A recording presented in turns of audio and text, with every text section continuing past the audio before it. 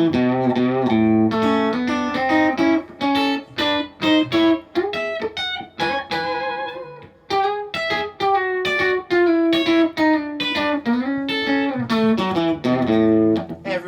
in here with nextlevelguitar.com. Today we're bringing you another one of our Inspired By lessons. Today in the style of sort of Bakersfield inspired country sound. So we're going to break down some of the licks that I just showed you today. Let's dive right in. Hey everyone, before we continue, take a look at the link down here in the YouTube text box. Click on that, and what we're going to do is send you a free video lesson from nextlevelguitar.com and a corresponding ebook, absolutely free. It's not content that you'll find on YouTube, so make sure that you visit that. Okay, so first we're going to take a look at some of the two-note Diads, double stops that we used during that opening run, and take a look at just playing those across the neck. We're going to take a look at two different string groupings on strings 2 and 3 and on strings 1 and 3.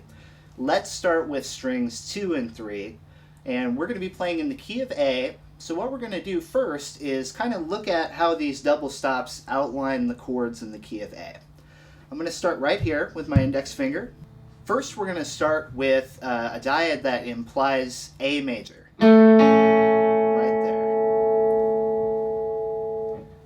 Basically, we're going to be dealing with two different shapes here, a major shape and a minor shape.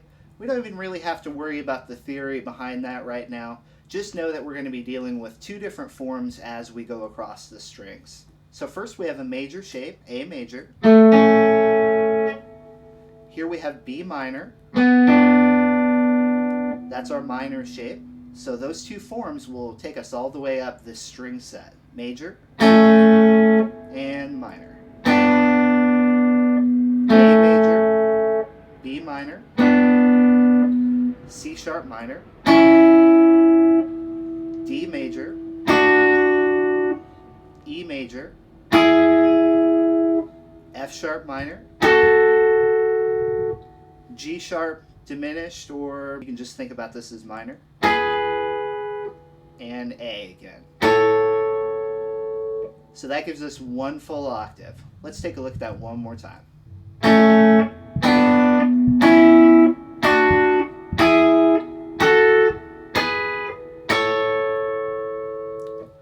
Okay, take a moment to play through that. Once you feel comfortable with that, let's take a look at some of the characteristic things that we can do with those diads in this style. One of the coolest things I think we can do is use chromatic passing diads to connect the ones in the key. So in the opening series of notes that I played, I did something like this. And essentially I'm just taking that diad idea in the key of A and just playing a connecting piece to get me from B minor to C sharp minor. So once again we had A, B minor, and C sharp minor. Well, let's just put a little passing guy in between there just to give him some company. Once you realize that approach, that we're just adding chromatic passing diads, you can do that all the way up the neck. Let's take a look at how that approach can add some variety to this.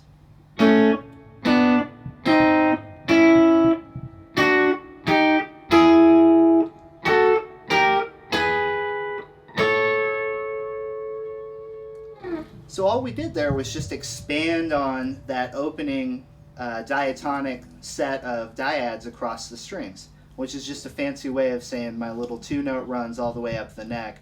I'm just adding some connecting pieces to that.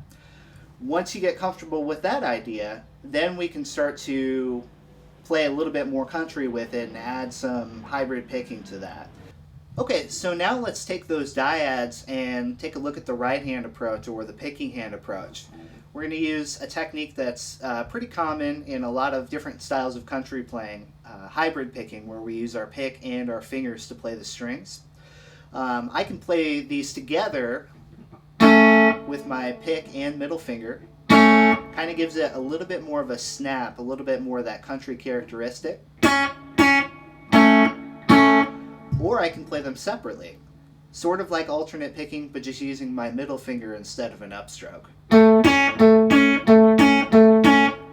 And other styles, you might alternate pick that run. But here, I'm going to use the middle finger to give it that more that snap. And you can have a lot of fun just moving those dyad shapes around on that string set like we learned before.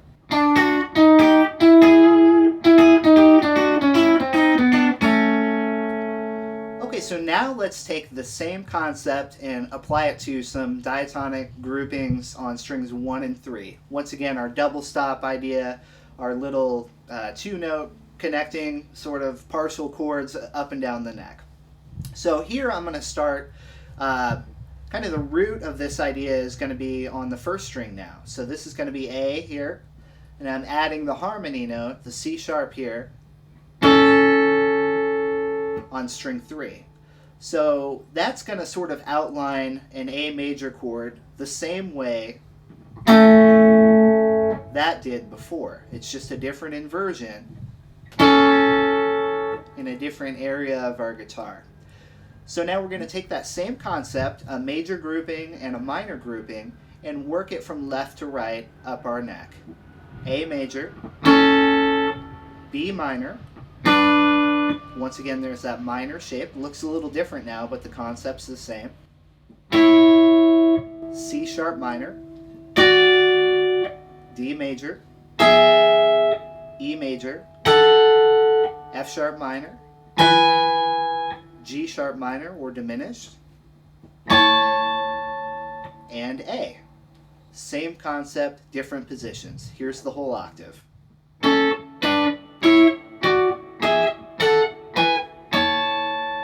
Now add some of those chromatic connecting pieces to give it some of that signature country tonality that we're looking for here.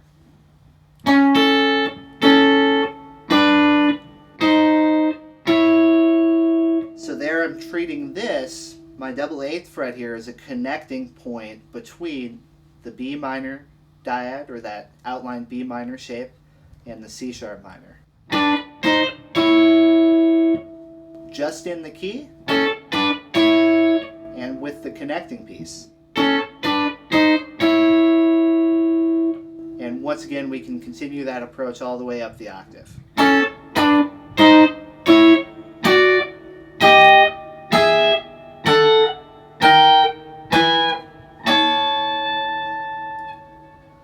So this approach is sort of like learning your scale, and once you learn your scale, of course, we know after we practice that we want to have some fun with it and play some riffs and licks with it. So once you have that down and you feel comfortable with it, try experimenting with different combinations. Once again, we can separate out the notes with our hybrid picking approach.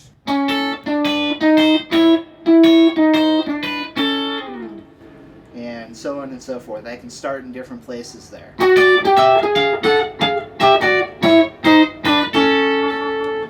Let's take a look at one of the licks that I showed you from the opening. This was sort of a turnaround lick to get us from our 5 chord, the E chord, back to the 1.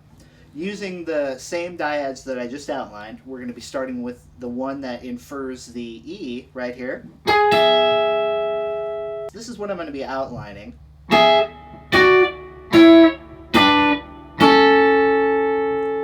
But now let's take a look at how we can play sort of a classic sounding lick by connecting it chromatically.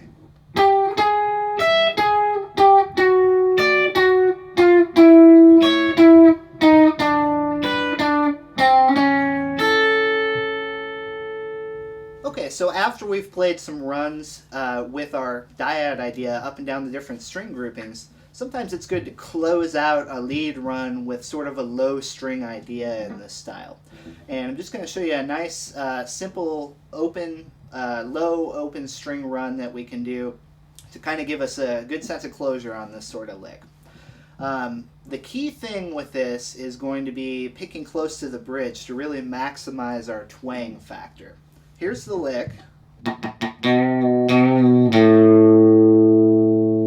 Pretty simple, but what gives it its swagger is the way that we're picking it over here close to the bridge. If we played that a little bit further up the neck, it's not going to sound as twangy or as country.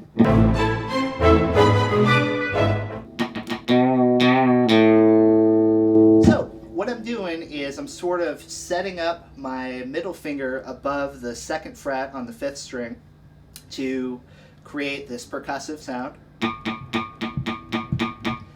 And then I'm playing a quick triplet with my right hand very close to the bridge.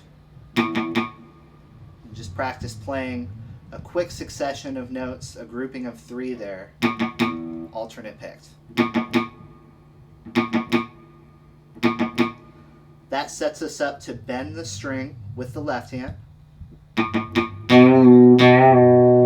And down here, this low on the guitar, I always like to bend up. It seems to give you a little bit more control. So bending up, by which I mean away from the neck. So just give that guy a little half step and you're good to go.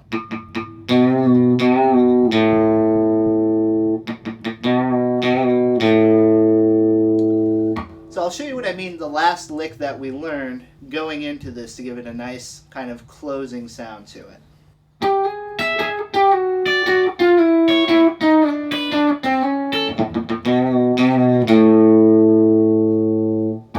Okay, so that finishes up today's lesson. I hope you had fun learning some of the signature licks in this style. I want to make sure that you guys take a moment to visit our website. We have over 1,000 different video lessons there of all levels, beginner, intermediate, advanced, all sorts of different styles. A lot of great stuff for you guys to check out. That's at nextlevelguitar.com, so be sure and check that out. Okay, once again, this is Ben Zinn. Thanks for joining us today, and we'll see you next time.